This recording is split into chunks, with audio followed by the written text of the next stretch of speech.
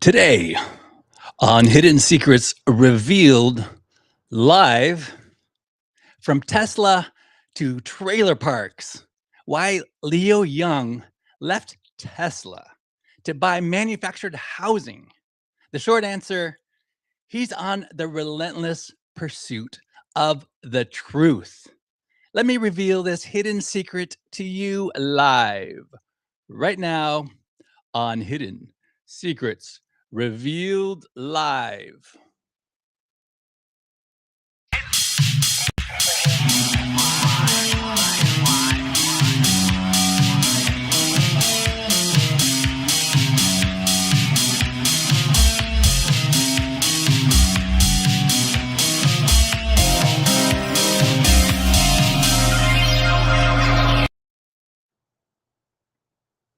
HSRL is a production of Safe New Media. Before you keep watching, let me tell you who this is not for.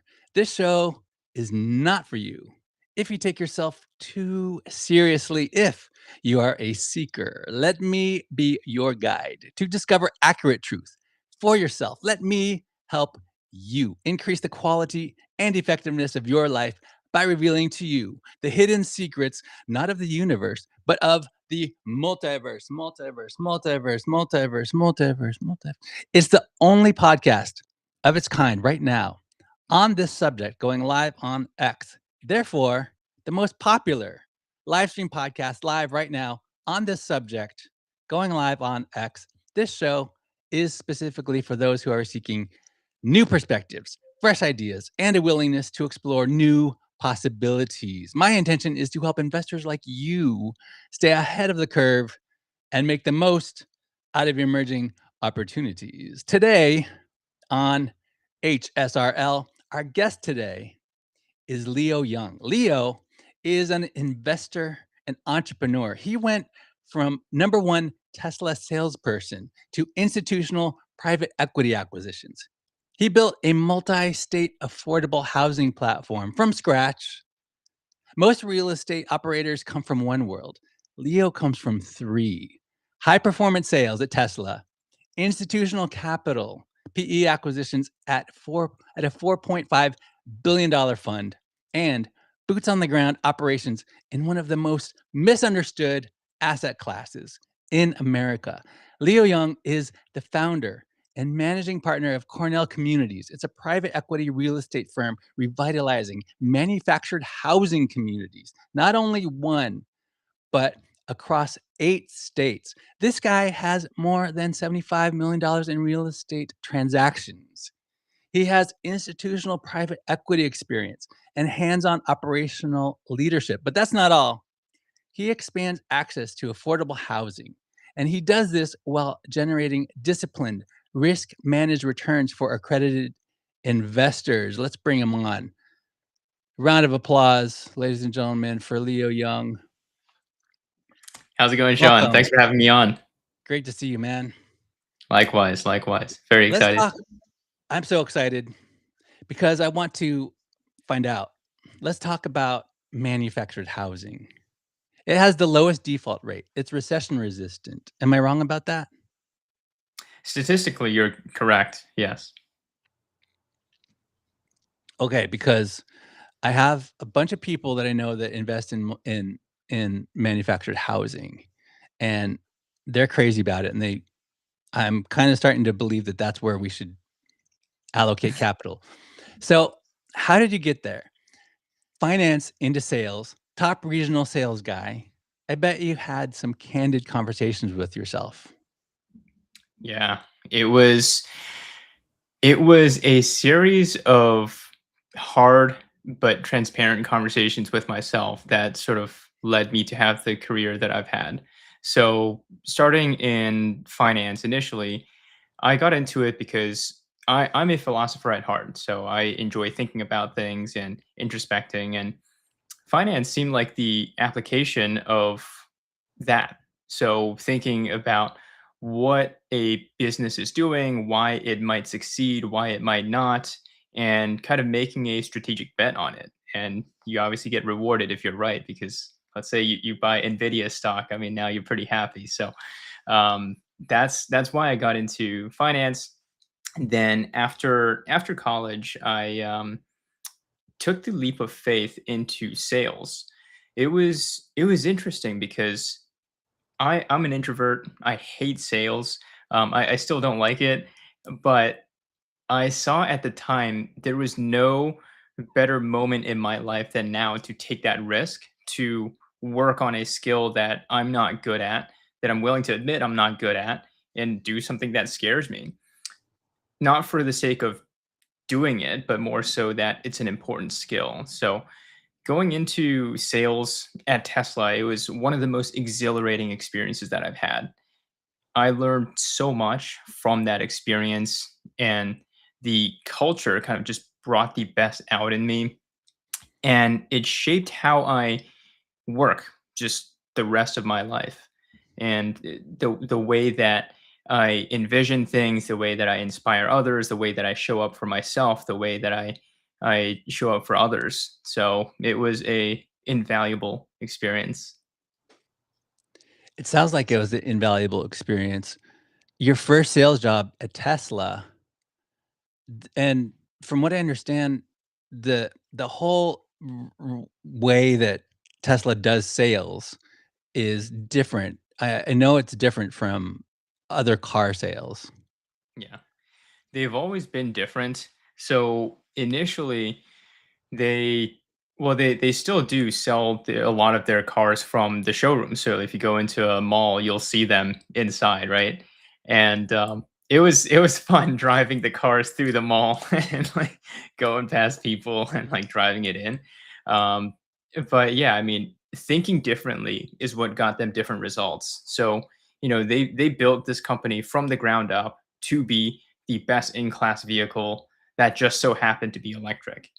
Because I mean, Elon, he's like such a brilliant mind. I mean, politically, like that's another conversation, but like he's such a brilliant engineering mind. He thinks in terms of first principles. He's like, okay, based on what I know of the car industry, it's very slow moving. There's a lot of moving components. There's a lot of middlemen. So the only way that I can do this is to start from the ground up as an electric car.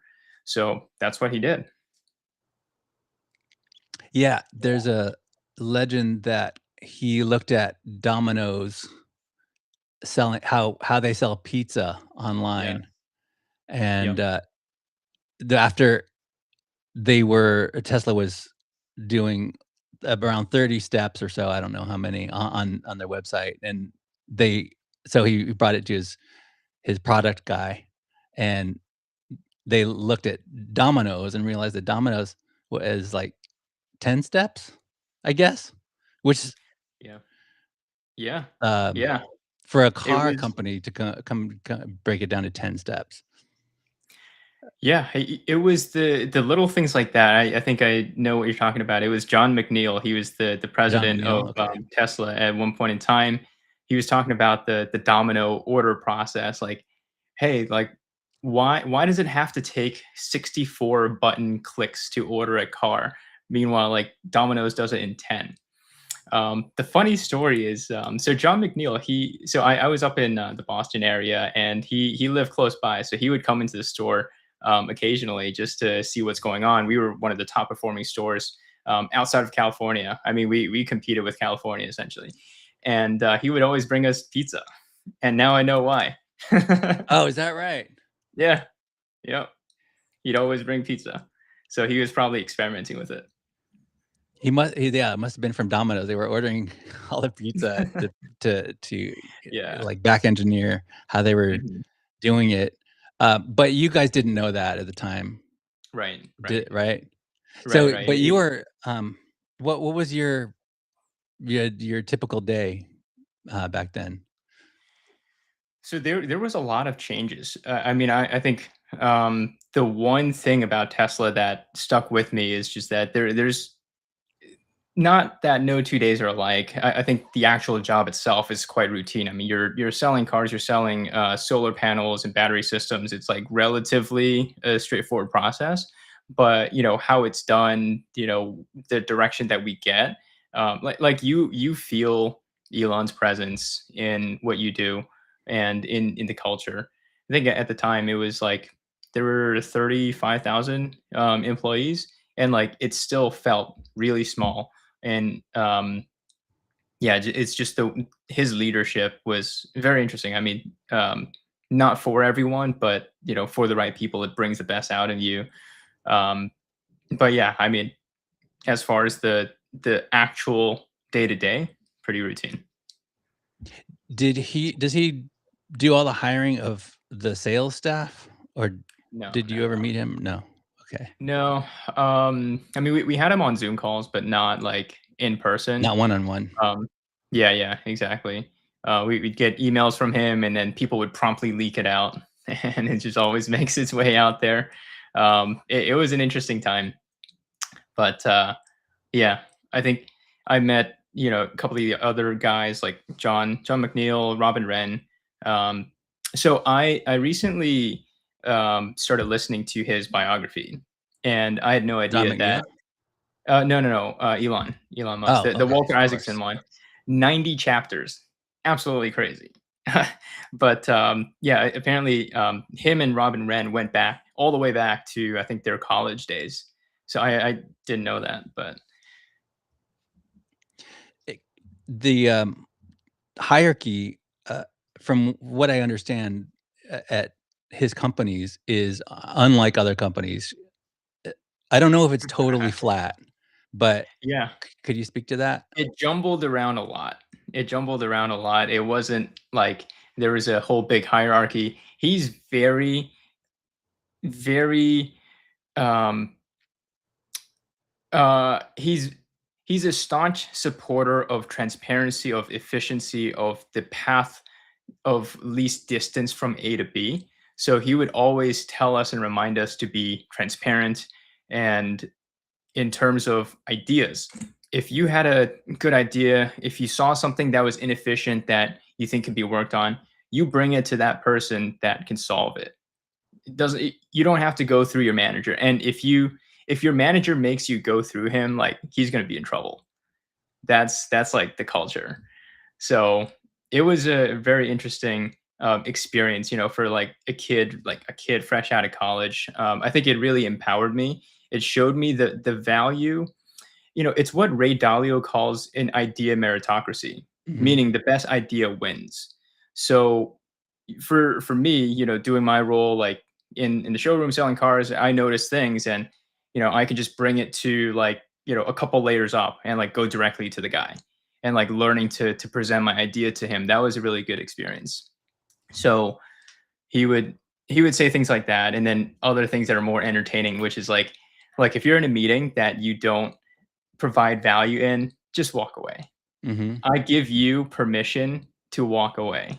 Oh, did he say that? Yeah. Or is that just the vibe? Or That was an did email he that he actually say sent that? out that was leaked out to everyone.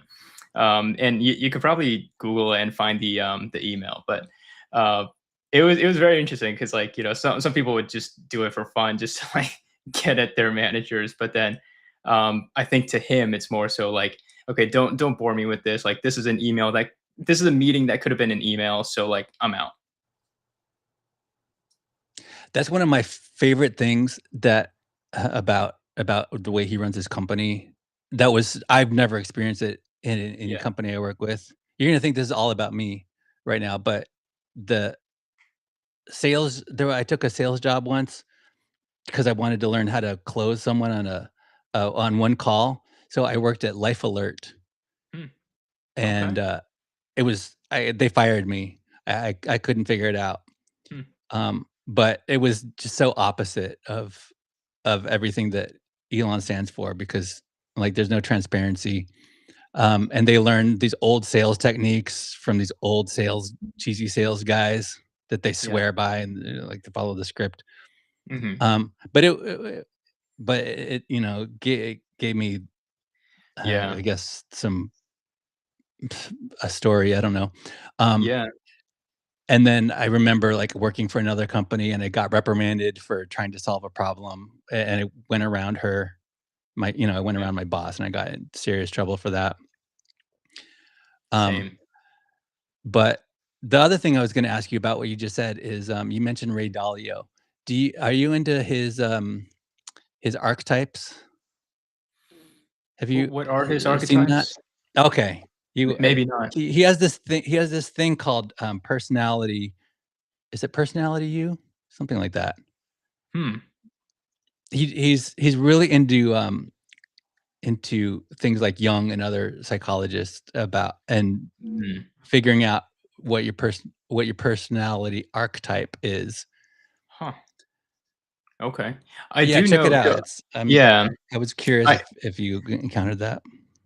I read his book, Principles. That was a great book. Mhm. Um, I mean, I'm a big fan of what his work is. There's also like the Principles of Changing World Order or something. So in the book, The Principles, he mentions that he has people on these like baseball scorecards, like how a Mhm. talent scout would be like, okay, this guy's Yeah, that's throwing I love that. ability. Yeah. So he I would made one basically for have myself. okay. Very cool. Yeah, Uh, it's a good way to kind of look at yourself from a holistic perspective. That's also what led me to taking that sales role at Tesla is like, oh, okay, like I'm decently smart. I think I'm decently smart. I mean, maybe it doesn't show on on the resume because I found out the value of academics a little bit too late. But that's another story. But I think we for tell me, it. I'm like, sure, sure. So um, I think for me, I didn't really have good guidance growing up. Good I guidance? yeah, like good mentors, good people to be Okay. like, okay, here's what's valuable in the world. Like you should get good grades. I'm like, yeah, hell no, nerd. I'm not gonna Mhm. be that guy because I didn't want the attention to me. I didn't want to stand out as a nerd and be made fun of. So I purposefully didn't try in school. I would never read a book, and I would just get like B's throughout school, which was fine, But then when it came to college, like I got into like I think an average college, and I was like, oh wow, dang. So like this whole life really mattered. It's not like I could just be smart. Someone will see it. I mean, maybe in entrepreneurship, that's for sure. Like if you can give value in the marketplace, like and Mhm. people value what you have, like they'll transact, they'll trade dollars for it. But it wasn't until then that I was like, oh dang, I'm a little bit late to the game.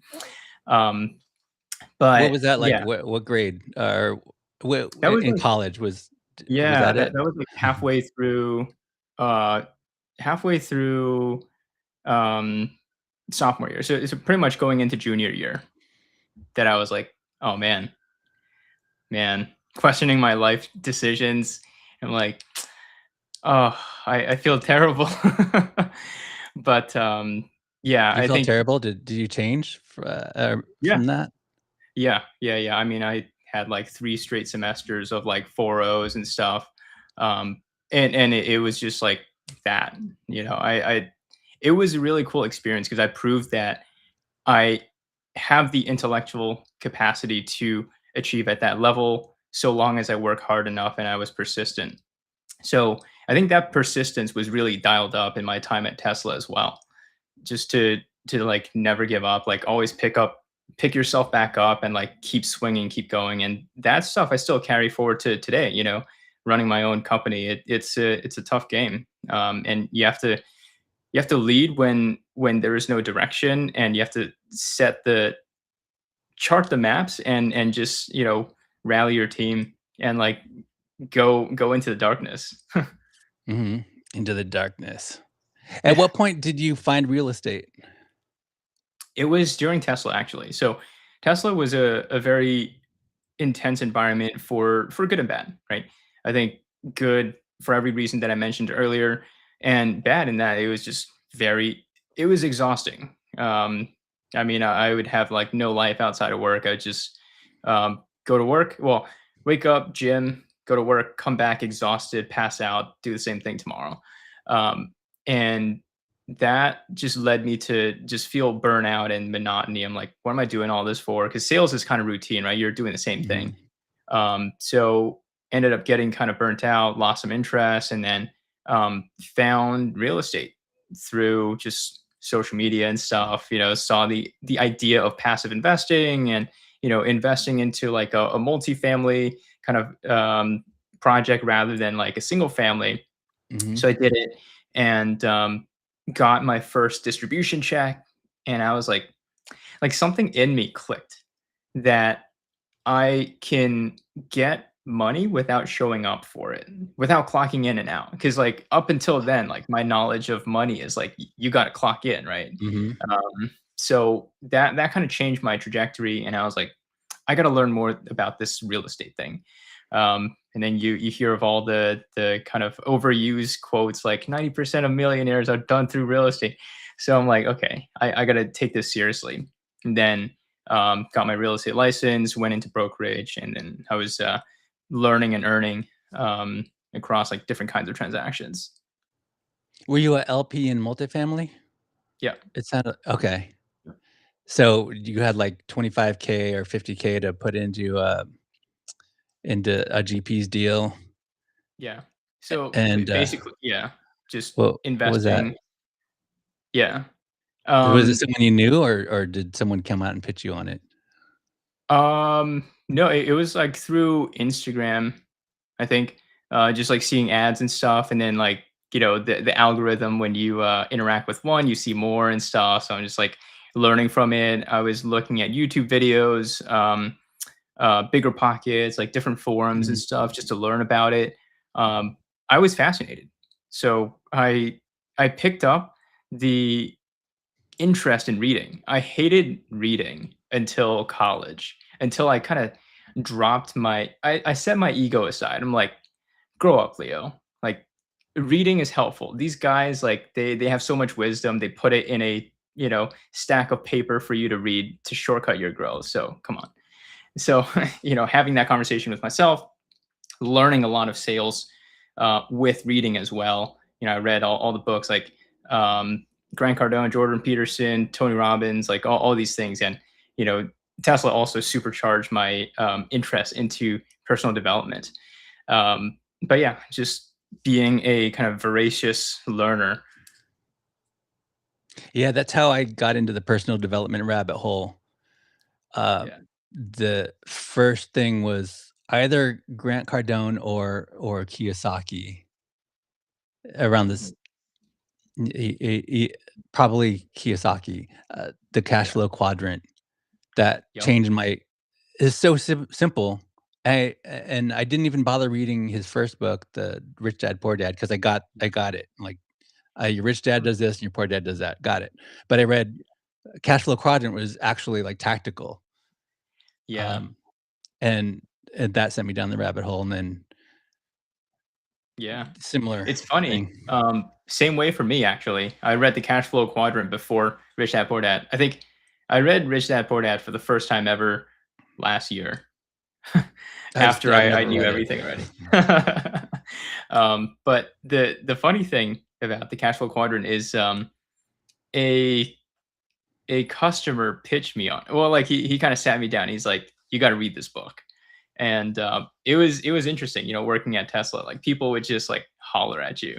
They Oh, would come really? in the store, they would Customers? hang out. Yeah, yeah, yeah. It Interesting. was such an interesting culture.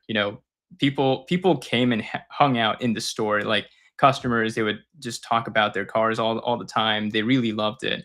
And yeah, I mean, I learned so much from the customers as well, because prior to the mass market vehicles, the Model 3, the Model Y, these were $100,000 vehicles. So like these Mhm. people Was it the were Roadster the or Roadster. That something was else? way back. That was 2008. So this was the Model S and the Model X. Okay. Yeah. And I mean, these are easily like $100,000 cars, and like I mean, these people are decently successful. So I learned to ask questions from them, and like the people that you meet there and interact with was really cool. It's something that if you worked a regular desk job, you might not have that exposure Mhm. to. That's wild. The fact that you have just people coming in and hanging out, like, and then they're wealthy people that are buying the expensive cars, and they're just hanging out with you. That's a cool Yeah, environment. for sure, for Doesn't sure. happen to everybody. Yeah. I mean, there was like chefs, there were like athletes, there were like e-commerce, like store owners and investors, advisors, like everything of like kind of all the variety, and then just like old wise people and stuff. So it was a cool time. Were there any other books that, you started reading? Mm, I think the most impactful ones were um, Tony Robbins, Kiyosaki, Grant Cardone, Was and it 10X Rule or was it 10x what's it? rule, Yeah. be obsessed or be average, sell or be sold. I think, Yeah, I read those too. yeah, I think what I learned from my experience in sales is that it's not as what's the word? Shameful as people crack it out to be. Like Mhm. non-salespeople think it's shameful, but then that's also why they're there in life. You know, That's really they think interesting. they're That's a good point. yeah. They're not willing to set their ego aside and be like, okay, what's the goal of sales? Like, what's the fundamentals of it? And sure, the bad apple spoils the bunch. Like, you have a random like cold caller who's stumbling through his words, and you're like, get out of here, you're wasting my time. As opposed to someone who's very good, who's like, hey, look, let me find out more about your situation. You obviously came in here because you have a problem. Let me see if I could solve it, and I'll give you an accurate answer. And I'll be truthful to you. If it's the right move, yeah, here's the next steps. If not, then I mean, depending on the salesperson, like I'd be like, this is not for you. You can buy it. I mean, but I don't think this is for you. That's cool. It sounds like you had a good perspective from a unique place of working for Tesla, which automatically is a different sales environment than a typical car salesman. You know, you because Yeah, the trope uh, is like the used car salesman is like some slick dude like offering you free coffee and donuts to like yeah, so you'll spend $500 more on the yeah. car. Talking about Um, financing and like talking all about this. financing right off the bat. Yeah. Um, I and you I will say, I don't mean to interrupt, but just coming onto these podcasts and just like talking and like having these kind of introspective moments, it just helped me realize the value of mindset. Is that I always knew that my mindset was valuable, but I couldn't prove it because I had no achievements. But then afterwards, like doing entrepreneurship, going into business and like proving things out, sticking with it, you're like, wow, that moment taught me this, and that's what helped me resolve the issue at hand. So I'm able to like draw a lot of kind of dots back to my time at Tesla, or like, me back in college, or like me doing this and stuff. So it is very interesting. we connect the dots backwards. Exactly. I think Ray Dalio even said something about that. Yeah. Steve Um, Jobs too. oh, that's what it was. Yeah. Yeah. So how long did it take until you acquired mobile home parks? It wasn't for a few years. So I started this business during COVID. So it was after I had my stint as a real estate agent. I was like learning, earning across residential and commercial real estate, helping all kinds of different people. I think that was a really beneficial experience as well, because I kind of learned to, again, like similar to Tesla, but work with people of literally all shapes and sizes, all backgrounds, races, socioeconomic status, like viewpoints, like age, all that. That was what's cool about real estate, is that there is no, like, look, if you're in finance, like, you walk down Wall Street, like, I'm in New York, and like you see a certain kind of look. They got the vest Mhm. on, they got a certain look. But in real estate, it's like anybody could do it, which is really cool. Um, so going from there to the fund I was working at, and then afterwards, kind of starting my own after I kind of learned how the bigger investors, the institutions, thought of investments, time horizon, like the investment thesis. So just learning how they think, and then starting my own firm from there. Your co-founder came from an institutional background. Did your co-founder know the mobile home business? Yeah, yeah, he did. So he had basically the playbook because his background, very smart guy. I mean, he went to Cornell. Then he went into, I think, management consulting, and then he worked at a private equity firm as well. And like he was one of those crazy guys that like he types so fast he can like just navigate Excel with his eyes closed and stuff. So I learned a lot from him. He also worked at a real estate fund specializing in mobile home parks. So then, we were mutual friends at the time, and he approached me. He's like, "Hey, man, like, would you want to do this together?" He sat me down and walked me through the investment thesis of why mobile home parks are so compelling. And I was like, "Yeah, I agree with everything you say. So let's do it." So the rest is history. So it must have been easy. No, I mean, I think when you look forward, when you look backwards, everything looked easy, but when you're in the moment, it wasn't, because I mean, it seemed really compelling at the time, but then it just meant starting a whole new business, and like what does that entail, right? And it Mhm. really took longer than any of us thought to get the thing going. Um, it just took a whole lot of perspiration, a whole lot of upfront work. When you hear success is paid upfront in full, um, we experienced it. You experienced it. Yeah, The success paid up front.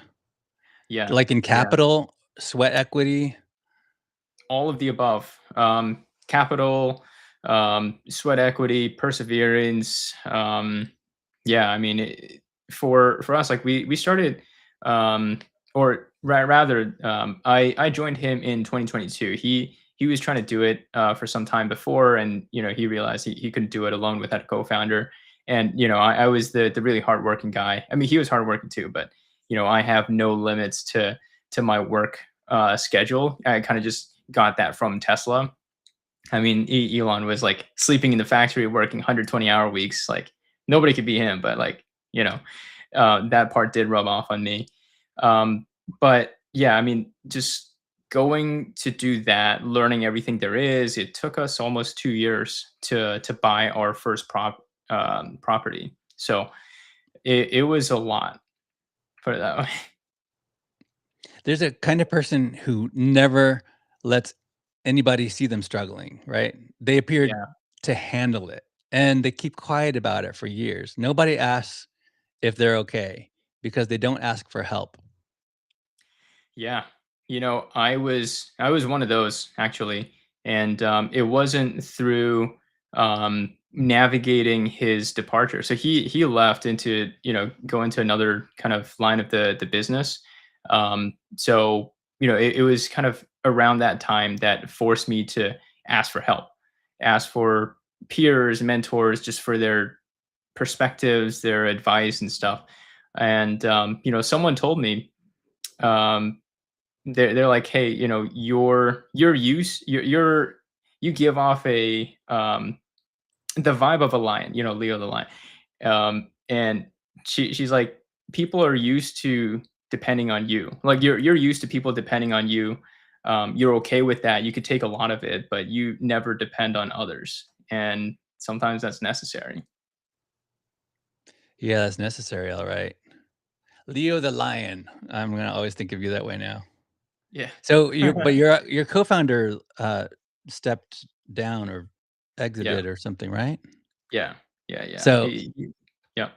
what was d- I'm Yeah. sensing So is it was kind of amicable, yeah, or yeah. was I it? mean, we're Okay. still friendly. He basically the business that we had, the business model that we had is the kind of ownership model. So we would buy the assets, we would partner with limited partners, we would make them money. So basically, we do everything that goes into managing, operating, adding value to these kinds of properties, and then we get a portion of the upside of the value that we bring them. So that's a very, very long game. And I'm talking like years before you get paid. And he kind of saw the writing on the wall. He's like, that's not really fitting my lifestyle. I want to get paid now. So That's he fair. transitioned out, which is fair. Look, I mean, I think we're still friends, and like as a friend, I want what's best for him. So I don't blame him for it. Doesn't mean it wasn't painful. Doesn't mean it wasn't like a difficult moment to work through. But yeah, still wish him the best nonetheless. That's cool, man. Why why not multifamily or industrial or storage? Yeah. Um, two well, two reasons. One is you can find your niche anywhere, and you just have to pick one direction and go. I think I made that mistake early on, is just looking at different asset classes, think like underwriting storage, underwriting multifamily. I'm like, okay, I could probably do this, I could probably do that, but then realizing that the value comes from operations, how well you can deliver on your business plan to get the returns that you do. Because a good deal can turn bad in the hands of a bad operator. And you can't vice versa, right? So a bad operator can't turn a good deal good in the same vein. So just picking a lane, building your playbooks, building your team to operate these assets well is a commitment. You have to commit to that path to be able to build it. So I think just picking one path that made sense, and then the other one is just market timing. I think multifamily at the time, during COVID, a lot of people went into multifamily. The Oh yeah. barrier to entry was low. There was like a ton of material out there for it. So, people went into it. And, Yeah, now they're hurting. yeah, A lot of for them are sure. hurting right now. Yeah. Yeah. Cause like variable rate loans and, the interest rates going up. And now, the second kind of hit for them is the occupancy is not playing out to where they underwrite it to be. I think Exactly. the kind of fundamental learning, and like how I always question myself, is systemic risk is never factored in. It's never priced in fully. Like you see, I'm here in New York City, and like you see $1 billion developments go bust. It's like the craziest thing. So like if the big boys fall, then what's preventing you from falling? Like everyone will. So it's just like, when you're in that big realm, granted, like I only have my perspectives, I don't know everything about, them, but still like they don't they don't have the luxury to have a big buffer in their business plan. So when something happens, like certain like geopolitical situations happen or anything, like it'll just hit them. Like you'll see in the stock market, like Blue Owl Capital, right? Private credit. It was in the headlines for a lot of people. So yeah, learning to find your spot, and like I think my lesson from it is to be okay. It is to be okay where I am. I think in the spectrum of like operators, from like fix and flipper to Blackstone, like we're probably like a little bit below average size. But it's a good place to be because there's a lot of kind of pricing arbitrage to be had.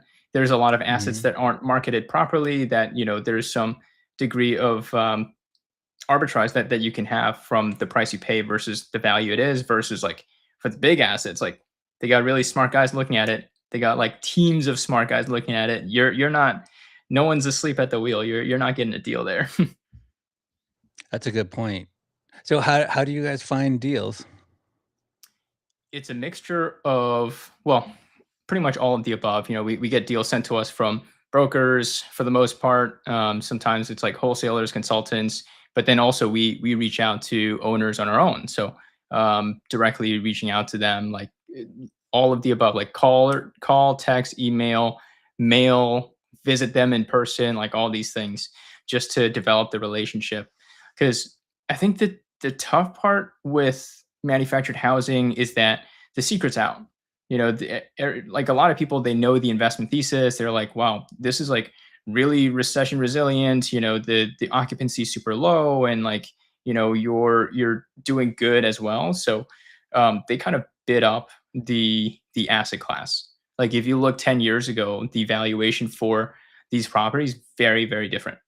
And now it's like the margin for error is getting smaller and smaller. So we must create our own unfair advantage, and we kind of do that by spending money, time, effort into these upfront things to bring better deals to our investors.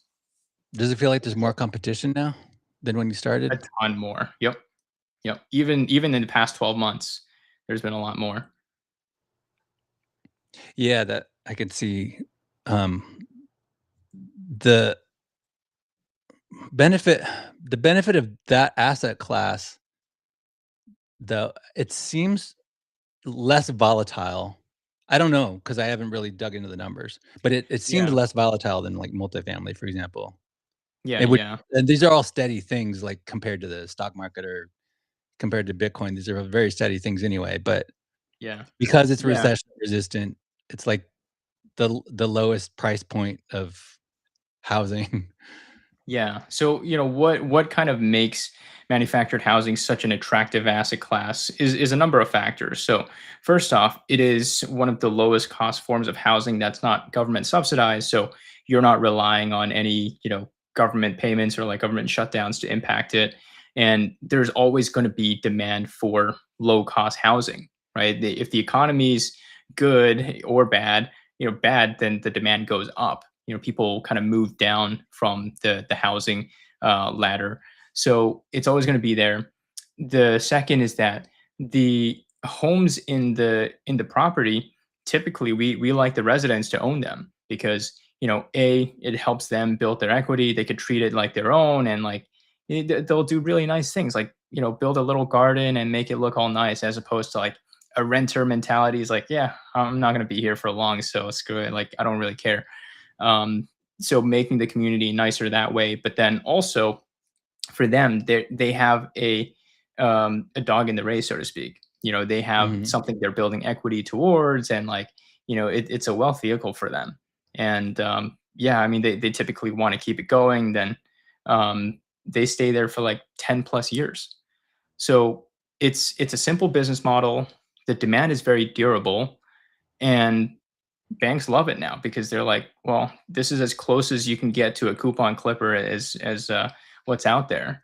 So you have all the financing institutions, like I mean Fannie Mae, like the agencies love it as well because there's also the social component. You're providing affordable housing, and like you're continuing on operating it. So there's a lot of good things going for it. Yeah, it sounds like there's a lot of good things going for it. As a landlord, do you own the land and then the, resident owns the house Yep. or the We is that typically right? like that. We typically like that. So it also reduces our kind of maintenance complexity. It's not like, for multifamily, like you need a live-in super. You need someone that's like skilled, knows how to fix, toilets, like this, that, the other thing, versus, for us, we're like, just maintain the infrastructure, maintain the roads, the common area, landscaping, lighting, etc. And it helps us just be more efficient and operate these assets from literally sometimes like 1,000 miles away. It's just through good operations and good playbooks. How about for management? Do you have, are you vertically integrated with the management? Yep. The Yep. so you have the same management for every, Not all of site? them. Oh, So, okay. how we do it? So we have basically for the property, the kind of trajectory or the hierarchy goes the on-site manager, who's in charge of the day-to-day operations. Actually anything that requires you to physically be there. So like checking in on a contractor, passing out notices, etc. So that's helpful for that. It flows up to the property manager, does the day-to-day like rent collections, any maintenance requests, lease renewals, things like that.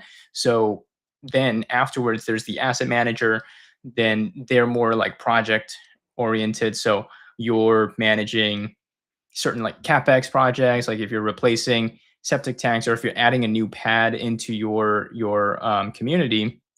How do you bring it in, getting the permitting approved and all that stuff? That's where asset management comes in. And then there's me at the kind of partner level, is just managing everything. Now we're a small company, so like I'm very much so in the thick of it as well. But sort of that's the chain of command, so to speak.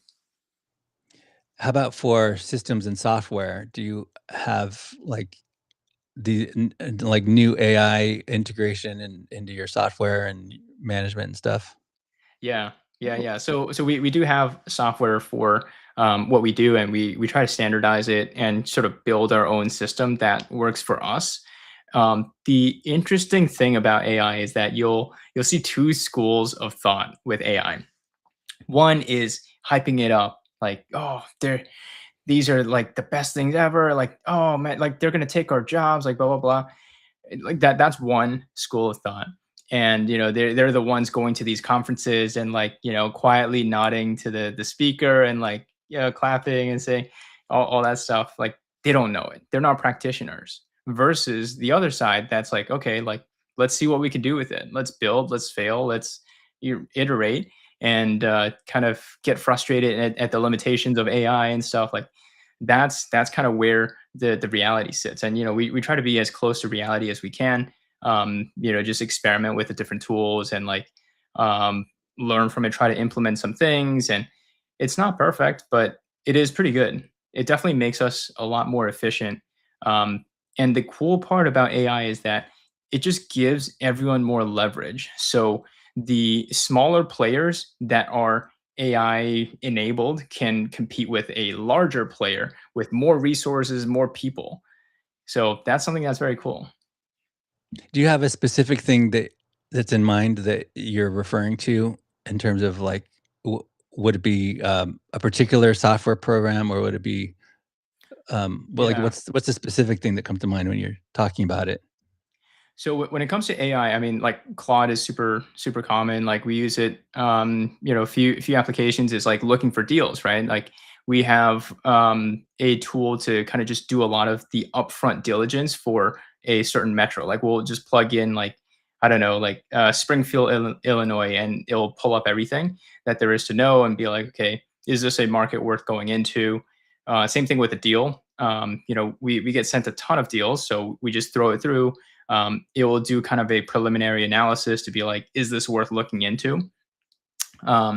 Operations wise, it's like, creating dashboards to be like, okay, what's the health of our each property? What's the progress, etc. So there's a lot that can be done in that regard.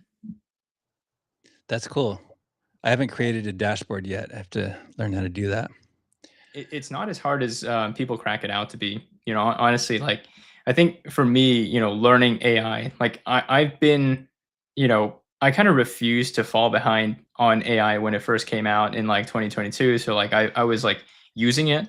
It's not my career. I kind of learned this like on random weekends. Um, but yeah, I mean, it's definitely come a long way, and also it doesn't take as much as you think. You're not as far behind as you think, because these are quite literally trillion-dollar companies. They like Yeah, money. now they are. They're about to go public. Right, Uh, right. it's And crazy. if they like money, they want people to spend money. If they want people to spend money, they got to make it easy to use. So you're not that far behind. Thank God. So what problem are you trying to solve right now? How to have a better visibility into operations, how we're tracking on each project, for example. Because right now we have 10 properties, and it's like each one is its own business plan, and like there's different little tasks to do, to follow up on, and like kind of to gauge, like measure against your budget, how are you doing. Like there's a ton of different things. So having a good kind of overview of these things, maybe schedule tasks to give you a breakdown, like, hey, like how did we do last week? um, Things like that would be super useful. That um, it just gives us that much more context to make better decisions. And with AI kind of just becoming more and more integrated into society, you see what's truly valuable, and what's truly valuable is judgment. So having good Mhm. judgment, knowing how to direct people, things, your attention, anything, how to direct your scarce resources is becoming a more and more valuable skill. And having that leverage in just everywhere around you just gives you that much more potential. Like when you create companies, you can create more with less, and you keep more for yourself, which is great. So great. The comment that you made about judgment is true. And there's a cognitive bias for it. I don't know if there's a name for it, but it's this cognitive bias where you trust the computer and you don't question the computer. Yeah, So, it's and called it was being a lazy. problem when huh? It's called being lazy. No, just kidding. It's called being lazy, but there's a more like there's got to be actual term for it. There's Yeah. a scene from The Office. Did you ever see that scene from The Office where I think Steve Carell's character and Dwight were in a rental car? I think they were in I don't know, and they were following this GPS and it led them into a lake. Yes. And it's a Yeah. classic. That's what it is. So Mhm. the danger is people, especially when like ChatGPT hallucinated a lot. Yeah. The danger is like people don't look out for that, and don't, you still have to double check the work. Yeah. I think learning so one dot I connected back to my Tesla days was Tesla at the time, they were working on autopilot and self-driving. There was so much misunderstanding, fear, uncertainty, doubt about the program, if it's safe, what it does. But the simplicity of it is just that this is a computer program. So learn what it does and its limitations, how it behaves in certain ways, and then you can operate that software with that much more proficiency. So it's like in Excel, like it is probably not the best tool to draw a picture of a flower, right? You probably do like Microsoft Paint for that, but you kind of know its limitations. Same thing with AI is, I spoke with attorneys that just swear this thing off. They're like, no, it cited court cases that are not true. Well, yeah, Mhm. just ask them to provide you the actual sources and tell it specifically not to hallucinate. Give me real backed evidence, and then like click into the links and be like, well, is this a valid case or not? And if it's not, then toss it out. Yeah, that I think the more people realize that what they're dealing with, the more useful it becomes. Like the hallucinate people, humans hallucinate all the time.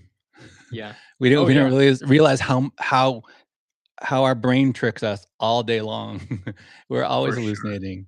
Like Yeah, there's like shortcuts being made. You misremember things. There's the Mandala totally. effect. It was like Yeah, do you think that's um, true? Do you think it's a real thing? apparently like the fruit of the loom, the logo for that. Right? Apparently there was never The a cornucopia. cornucopia thing. Yes, there was a cornucopia, and I had Bernstein Bears books when I was a little Mhm. boy, Yeah. Okay. and Yeah. now it's Bernstein, but I know it was Yeah. but I Yeah. can't prove it because I don't know where the books are Mm. anymore. Yeah. So who it is very interesting, the power of information, misinformation, disinformation.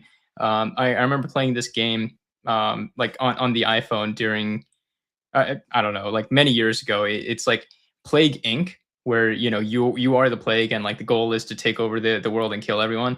And like you have to like design your kind of features of the virus or something like. And one of the features was like to spread disinformation, and it was very interesting. And it was in the age of like fake news and all that stuff. So um, the more we can name and be aware of these like cognitive biases, our own limitations, as our software here, it has limitations. The more you're aware of it, the more intention you can bring to it, the better you can operate it. You know what's funny? I'm gonna go off on a totally unrelated, but I can Yeah. relate, but the reason it's related is, misinformation. Mm. Do you believe all of this disclosure UFO nonsense is real or it's a psyop? I have no clue what that is. I'm not plugged in. Oh, okay. Uh, that shows that my algorithm must be tricking me into thinking that everyone is seeing this because there's a lot of uh, UFO stuff out there, but it might just be my algorithm that yeah. that's telling me So this. it's funny because there. again, there's like, the fear, uncertainty, doubt. You have like Congress people, they're like, oh, the algorithm is so dangerous, like blah blah blah.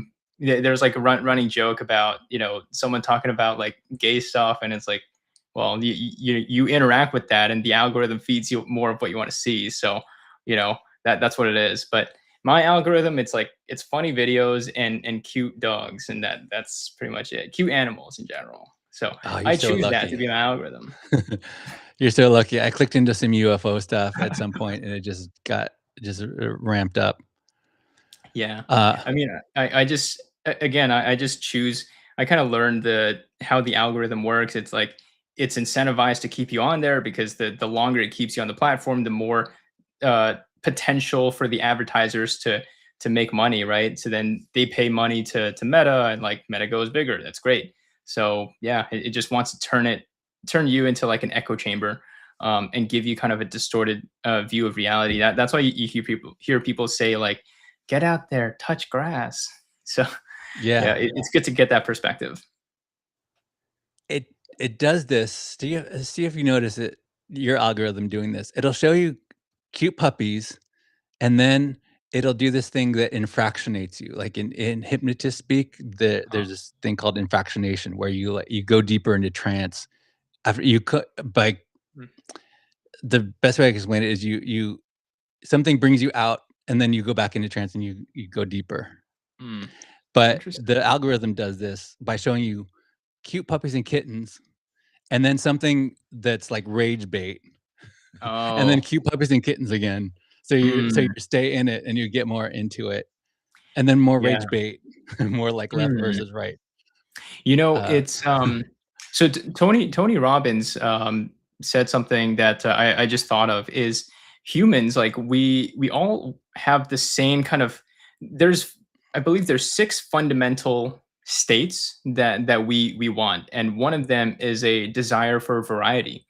So basically, like we as humans, we have different approaches to fulfilling each cup. Essentially, like each bucket, we want to fulfill like our desire um for change, right? Some people they go skydiving. Other people they watch TV, they watch horror movies because that's like, oh, it's different, or like they watch funny videos or something.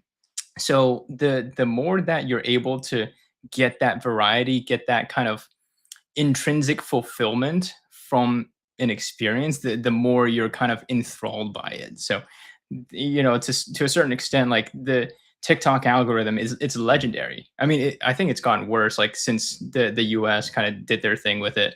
But before it just kept people on there for hours. It's yeah, they figured it out. Someone figured something out, and they're not telling me. Yeah, But let's get back to the more about you and your journey. So, yeah. the most important quality for a founder to have is grit. Do you disagree? No, I agree completely. I think there is so much. Like there were moments that we stop before we even start. I mean, like so my co-founder, like he came from the academic background, like he had life given to him, which is amazing. He's very fortunate and grateful. But there was like a moment in time before we even got our first property that he was like, "Yeah, man, this isn't working out. Like I'm not getting the results that I see. Before you got I'm the out." first property? Yeah, before. Oh, wow. So this is like proving the concept, and like there was a lot of doubt, like in me, there was a lot of doubt and like fear. I'm like, okay, like did I just waste all this time? Like, can I do this? Why am I doing this? Like my friends were questioning, like, why are you doing this? Like, wait, you're not making money? Why? Why are you doing this? Right? And then you not knowing how to operate properties and stuff. There's like a lot that comes to surface. So, you know, whether or not you have this voice inside of you to say keep going is one thing, but I think doing the actual act of putting one foot in front of the other is what it takes. Is how Elon describes entrepreneurship. Sometimes it's like chewing glass and staring into the abyss because like Mhm. you just got to keep going. Oh, so he said this thing when he was ramping up his cars and going through production hell. He was like, when you're in hell, just keep going. Um, or if you're in the road to hell, just keep going. Um, so yeah, having that choice, and the key word is choice because everyone has a choice. It's not like you need to feel motivation, you need to feel like gritty or anything. You just need to do it. Screw your mood, just one foot in front of the other. Let's go. Yeah, the act of doing something gets you to the place. I know you've paid attention to Tony Robbins, and he talks about this a lot, and you might be able to explain it better than I can, but you need to change your state, and the way to change your state is I I have a personal way of that I learned how to do it, but you have a physical thing that you do that you that your brain you Mm, wire your brain to activate a certain to be in a certain state by doing a certain thing. So it starts physically and then mentally. yeah, definitely. I think Is there a better way to say that? um I'm trying to remember what he says, but I think my takeaway from it is that society, we as humans in society, like we over index for the logic too much. And because like, our brains, like if you look at the body mass, it's like what proportion of your body mass is your brain towards the rest of your body? It's like 5% less than that. But we forget that we have a body where like we have all these feelings and stuff, but like we don't realize that the literal like brain chemicals, the kind of atoms, that are going inside, like you can change the state of it through going outside, going for a walk, hugging your dog, hugging your loved one, um, de-stressing, like going on a vacation, like all these different things, jumping around, like listening to a good song. There's like different ways to get yourself in different mindsets. And I mean, if you look at athletes, right? Like athletes kind of have to dial in their mindset a ton, and they have like pre-game like pump up songs, like they push each other, they yell at each other, right? So why don't we do that? And then we're surprised that we don't get the same results. Exactly. The funny thing is we might be able to get more consistent results when we learn how to control our state. Yeah. So like you said, music is a great one. I make music. I'm a musician, and I never tune my instruments to standard tuning. To Hmm. standard tuning is 440 hertz, Uh-huh. and I choose different tunings. So the music that I produce it's technically higher pitched, but it does that because the frequency is higher. I want to raise the frequency, Hmm. and I can hear when a musician is playing in 440 hertz tuning right away. Wow. Um, it it's a if you're at all interested in frequencies, Yeah. it's something to be aware of because um, I'm gonna go up.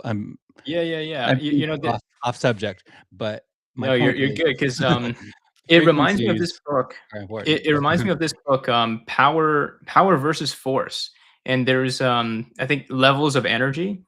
I think when it comes to like frequencies and stuff, there's a lot of science to still be mapped about it, but also, we're at the stage in society that we have the tools that we do.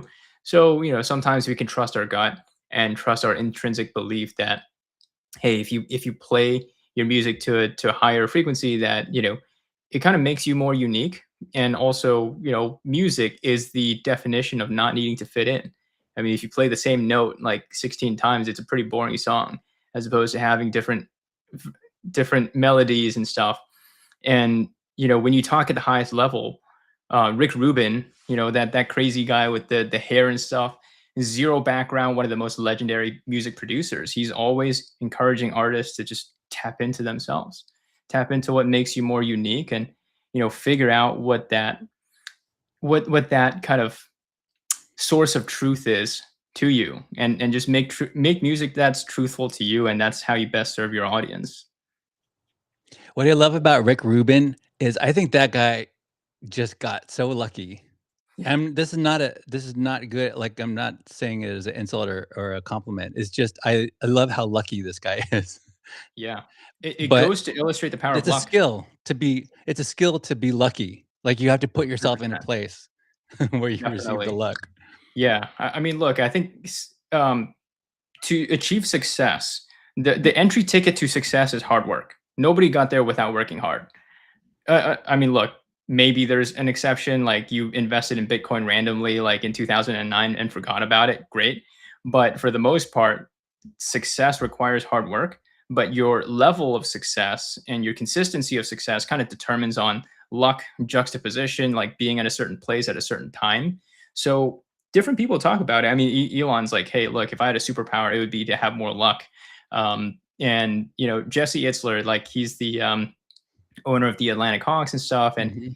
he used to socialize a lot. He used to go to parties a lot, and he was always the last one out because he's like, I found I'm the luckiest when I'm the last one out of the room, because then the conversations that you have when people start leaving become more valuable, and he's able to capitalize on it, make business deals happen. So yeah, I mean, there is no one set way to be successful. Like you can't read it from a book. You can read it from a book to kind of give you frameworks and tools, but then you got to make your own success. Mhm. I heard someone put it as increasing your surface area Yeah. of luck. Do Yeah. you can learn how to put yourself in a lucky position. And like you said, it does involve hard work. Yeah. For sure. Eh, I the mean, look, mo you know, 99.99% of the time. yeah, yeah, and look, just for me as an example is, I go onto different podcasts and like I post a lot on social media and stuff, and like so many different opportunities just come about, right? Like I get deals sent to me, I get like potential employees. They're like, Leo, I want to work for your company. I've seen all your stuff. I know what you're about. I know you're a great leader. I want to work for you.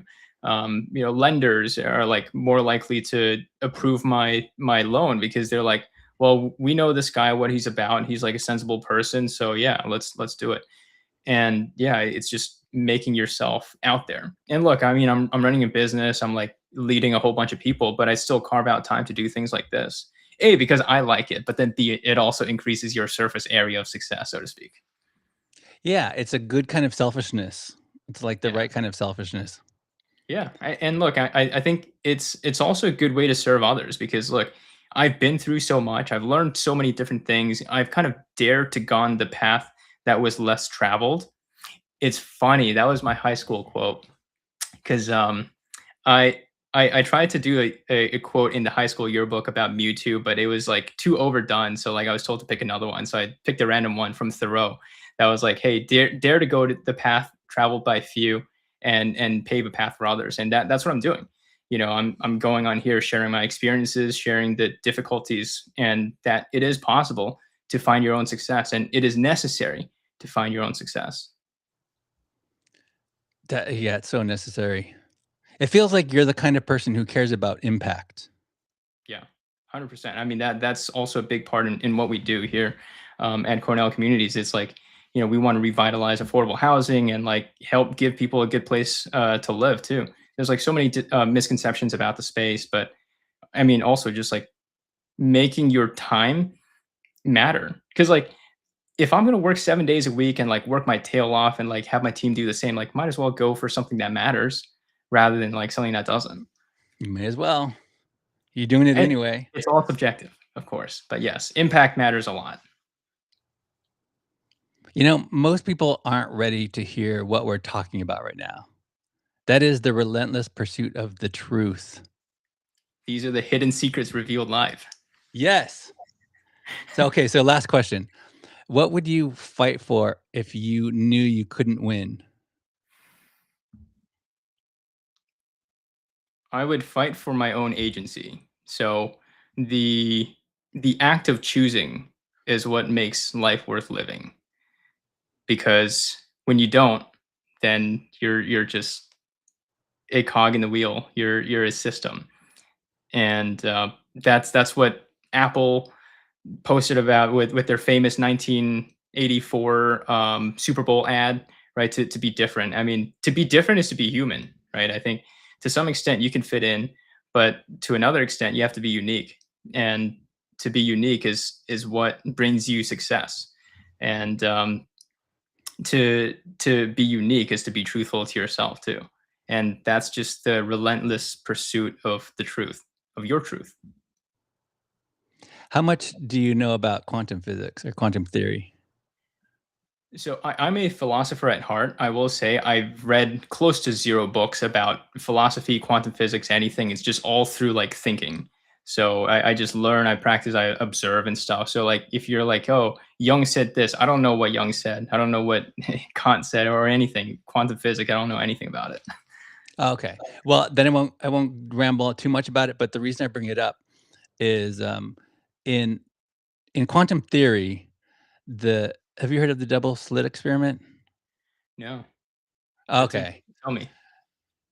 All right. I'll try not to go on too long about this, but it's it's it's a quintessential experiment, or it's like the experiment that kind of started quantum theory. And it's the double slit experiment is where um a scientist, I don't remember his name.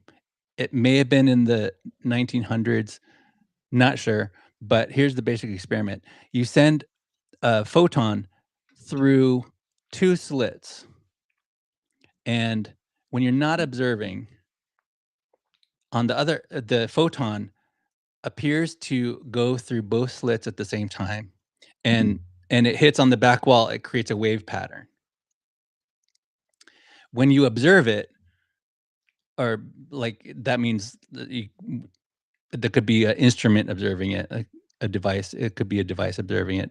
But when you make the measurement and you're observing it, what the observer sees is the photon going through a single slit and making like a light imprint on one string of light imprint on the plate. Mm-hmm. So that creates this huge um, disturbance in our understanding of reality. Because how could it be that that when you observe a thing, it it acts like it knows. Mm. It is and it isn't at the same time. That's like the kind of crux or like the core of quantum physics, right?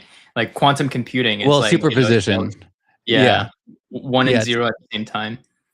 yeah, Yeah. superposition is a part of that. But the reason I bring this up is because um, the the fact that we make choices is quantum, and I'm going to try to explain it. But the act of making the choice m- allows all the other possibilities to seemingly vanish. So our making of choices is more, I guess, impactful. I don't know how else to say it, to reality than I think we usually gloss over it. Hmm. But when you make a decision, you the choice you make, ha- the path taken affects the path not taken. So Mm. the choices that you didn't make affect the choice that you did make.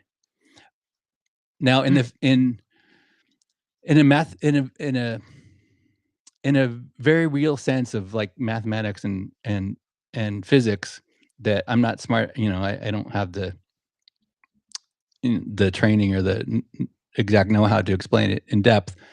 But what I can attempt to explain is those choices and those possibilities seemingly vanish, but on a level of I don't know how to say it, reality, Hmm. uh, or equation, or proof, or computer science. They don't go away. They become multi universes. Hmm. They become something. They send. that version of you on that trajectory? Hmm. Yeah. That is very interesting. And look, I think we're at a juncture in life where, I think we we're the wise fool. We know a bunch, but we don't know even more. And, the kind of mysteries of life at this point, may be proven very shortly after. Um when it comes to like certain technology. I mean, like even AI, right? Like people couldn't fathom this. I remember like 20 years ago or something reading in textbooks that like, hey, no matter how good a computer can get, it can never recreate a human face perfectly. So that's how you know if you're dreaming or not. But now it's like AI is like, oh, that's It like can pretty do much that. identical. Well, crap, there goes that theory. So That's out the window. learning, yeah, just we're ever learning and we're ever changing. So change is the only constant. The Turing test, you know the Turing test? Have you heard of the Turing test? I've heard of it, but I don't know what It it is. it's essentially a mathematician, named Turing, Alan Turing, came up with this Turing test. Um, he theorized AI, and the test is, like a series of questions or whatever, or criteria that lets you know if the AI is conscious or not. Hmm. Now, anyone watching this is welcome to correct me with the details, but, the the Turing test has been passed by these, by ChatGPT and Anthropic and all of these models for a while now, and we kind of don't know what to do with that. So we have to move the goalpost and say, okay, well the thing's not conscious, which I don't believe it is, but how far do you move the goalpost down? Hmm. I don't know. Well, I'm going off on a tangent. I think as with life in general, like the goalpost always moves, right? Back then, were like before someone finished a 4 minute mile or like a you know marathon under 2 hours, like nobody did it, right? And then someone hit that 4 hour mark, they moved the goalpost officially. Next year, 10 people broke that record. So it's the same thing with this. It's like, yeah, there's different tests to figure it out. We kind of know more and more as we go along too. So we find new ways to prove and disprove certain things, and um, as long as we have that ability to choose, then we'll be okay. Because look, if we choose to believe in the reality that we can figure out what's AI, what's not, what's a simulation, what's not, then we will figure it out because there is quite a ton of brain power here. We have a ton of compute. We have more compute than the computers do for now. Yeah, and we're going to keep solving problems because that's what we do. That's right. We Should we end question. it We're there? just inquisitive beings. Yeah, it's been great, man. Thanks for coming on. Yeah. Thanks for having me. It was a pleasure. Any, what else? Is there anything else that you want to leave people with? How they can find you or whatever is important to you? Sure, sure. A couple ways you can reach out and connect. First off, if you want to learn more about mobile home parks, learn about our team, join our investor waitlist, you can reach us at cornellcommunities.com. That's CORNELLCOMMUNITIES.com. Or feel free to reach me personally through LinkedIn or Instagram. LinkedIn, it's Leo Young, LEOYOUNG. And Instagram, it's Leo Young Real Estate. Got it. All right. Thanks, Leo. Appreciate you, man. Thanks for having me. All right. I'll talk to you later.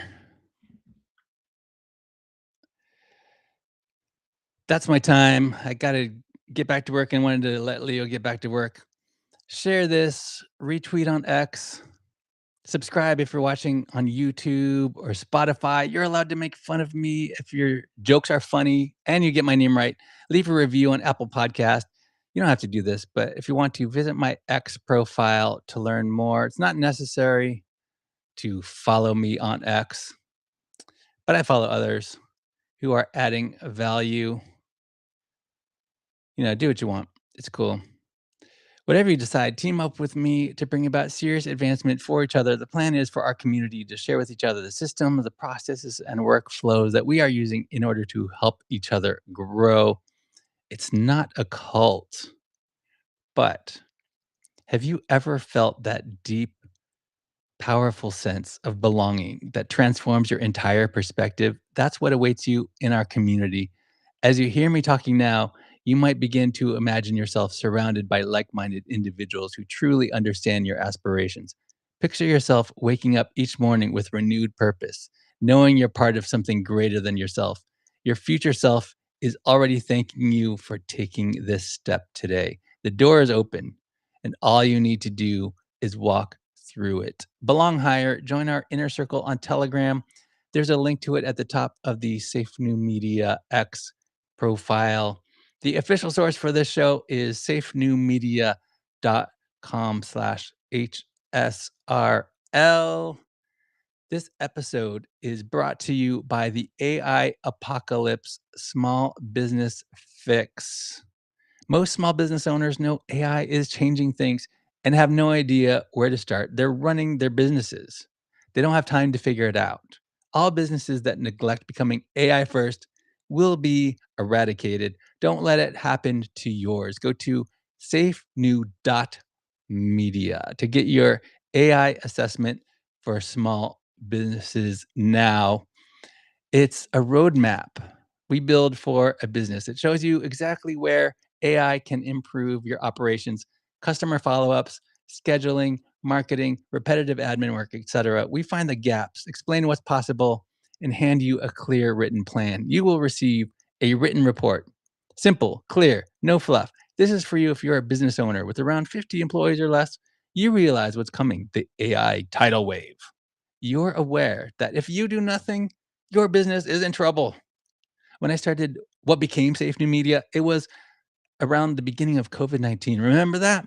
Panic was in the air. That's when I helped entrepreneurs adapt live stream video, content creation, not to mention Zoom meetings. That was the new normal. Today, a similar paradigm shift is happening. After the ChatGPT moment came the OpenClaw moment. The new normal is the next inflection point. From another AI breakthrough, are you falling behind? Ready to change with the times, or would you rather get left behind? Now you can secure your AI Apocalypse Small Business Fix. Limit 3 clients per week, first come, first serve. Only 2 spots left this week. You will be added to our wait list when at capacity. Go to safenew.media. What I'm about to tell you next will shock you. This is not an offer, solicitation of an offer to buy or sell securities. Past performance is not an indication of future results. Investing involves risk and may result in partial or total loss. Prospective investors should carefully consider investment objectives, risks, charges, and expenses, and should consult with a tax or legal advisor before making any investment decision. Before making any investment decision, always do your own research. This is not financial advice. Are you an accredited investor? Listen up. Today, the market has shifted. We're at the bottom of the cycle for multifamily. Rent growth in the Sun Belt is at 0%. Most investors are about to get wiped out. Real estate has a dirty secret. It doesn't follow demand. It follows cheap money. That's with multifamily real estate. And when money gets cheap, people build too much every time. That bill is due now. So, two opposing facts are true. Many apartment owners are distressed. The only reason they need to sell is not that they want to, they have to, or else return the keys to the bank. The other fact is that families are stuck as forever renters. We're seizing this shift. We're passing on the majority of deals because the numbers don't work. But we are buying 100 unit assets in growth markets, sometimes less than 80 units if the deal pencils. Few get in. Why? We don't need more money. We're looking for investors aligned with our values. We're improving quality of life at scale for hardworking families. Secure your place on our wait list. Go to inverista.com. You can now subscribe to our newsletter. That secures your place. You can now receive your free guide. It's called Location Science 2026 5 filters to find growth markets for multifamily real estate. Don't ignore the data before you invest. When you subscribe, you secure your place on our waitlist for the next opportunity. Most real estate people tell you to invest in your backyard, which is fine if you are in a backyard with increasing job growth, population growth, etc. Okay, but what if your backyard is in the wrong location? Avoid losing money in the wrong location. Hit me up on our X profile at Inveresta. Retail investors can send me a DM there. Let me know what kind of investment opportunities you are looking for. Accredited investors can get in touch with me today. Call my office. Go to Inveresta.com. Accredited investors only. This is not an offer or solicitation to the general public. Last thing before I let you go, I want to invite you to subscribe to the newsletter that I write every week. It's for fun. It's called Methods of Prosperity. You owe it to yourself to be rich. Society, our parents, teachers, and peers have conditioned us. They want us to be like them. They need us to comply. They need us to be conventional, like they are. As Herb Kelleher, co-founder and CEO of Southwest Airlines, remarked, all the people that were telling me those things were expressing conventional wisdom. And if it's conventional, it ain't wisdom. And if it's wisdom, it ain't conventional. My name is Sean Allen Fenn, and I'm obsessed with prosperity. This is the natural state of the human spirit. It turns out there's no limit. There's also many variables. Some keep their day job, while others go all in. Some are entrepreneurs, while others are value investors. But all of them have a certain mindset. Understanding what makes them tick grants us insight into our own journey. Methods of Prosperity newsletter is for anyone who agrees that success leaves clues. It's the most popular newsletter to brainwash yourself rich. Become a renegade billionaire today. Go to safenewmedia.com/newsletter. To become a billionaire, one must first be conditioned to think like a billionaire. You can now subscribe for free at safenewmedia.com/newsletter. You can also join our Methods of Prosperity community on Telegram. Thanks for making this the most popular live stream at this hour. On this subject, broadcasting on X, formerly known as Twitter, Hidden Secrets Revealed Live is a production of Safe New Media, unconventional, diversified, global digital media company devoted to the practice, administration, and dissemination of the ideologies of its founder, moi, yours truly. I like you, but don't take my word for it. Decide for yourself.